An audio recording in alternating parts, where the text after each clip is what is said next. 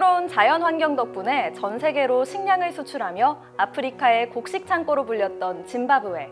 하지만 최근 30여 년 사이 짐바브웨는 실업난, 경제난에 허덕이며 초인플레이션까지 발생해 자국 통화를 폐기하는 등 경제적인 몰락을 겪었습니다. 짐바브웨가 한순간에 경제 강국에서 경제 약국으로 몰락한 배경에는 37년간 짐바브웨를 독재 정치로 이끌었던 지도자가 있습니다. 바로 로버트 무가베인데요. 그의 퇴진으로 짐바브웨는 지금 변화의 돌풍 그 중심의 기로에 서 있습니다. 지난 7월 30일, 이날 전 세계의 이목은 모두 짐바브웨로 쏠렸습니다.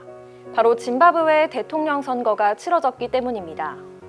짐바브웨는 지난 11월 아프리카 최고령 독재자였던 무가베가 퇴진하면서 무가베 없는 이른바 진짜 대선을 치르게 됐는데요.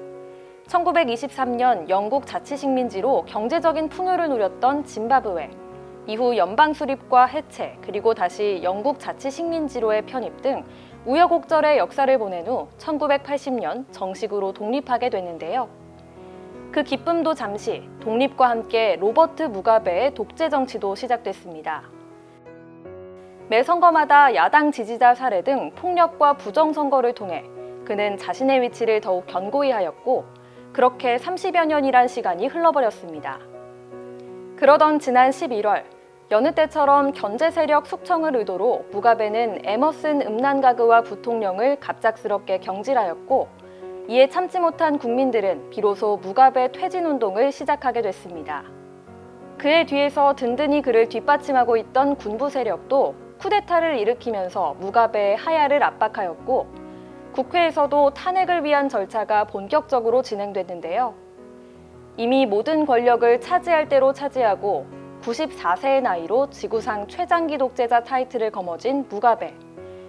더 이상 아쉬울 것이 없다는 듯 그는 11월 21일 의회에 사직을 표하는 서한을 보내 37년 만에 스스로 대통령직에서 물러나게 됐습니다. 그리고 38년 만에 실시하게 된 짐바브웨의 대통령 선거. 새로운 변화를 예고하는 첫 선거여서일까요? 이번 대선에는 기존 4~5명의 후보자가 출마했던 것과 달리 23명의 후보자가 출마해 치열한 경쟁을 예고했습니다. 후보자가 과도 경쟁을 벌이는 까닭에 선거 당일까지도 부정선거와 선거 조작 등 잡음이 끊이지 않았었는데요. 임시 대통령직을 맡고 있는 음난가그와 현 대통령은 앞서 국민들의 동요를 막기 위해 변화를 위한 공정하고 투명한 선거를 약속하기도 했습니다.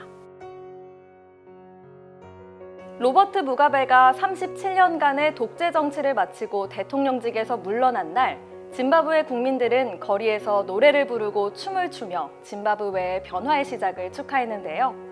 이런 국민들에게 부응하기 위해 선거관리위원회는 새로운 지문인식 시스템을 도입하고 유럽연합과 국제사회와 주변국들에게 대선 참관인의 지원을 요청하는 등 선거의 투명성과 신뢰성을 위한 다양한 장치를 마련했습니다. 1980년 맞이했던 독립에 이어 38년 만에 진정한 독립을 이뤄낸 짐바브웨. 짐바브웨가 다시 경제 강국의 명맥을 이어갈 수 있을지 그 변화를 한번 기대해 봐야겠습니다.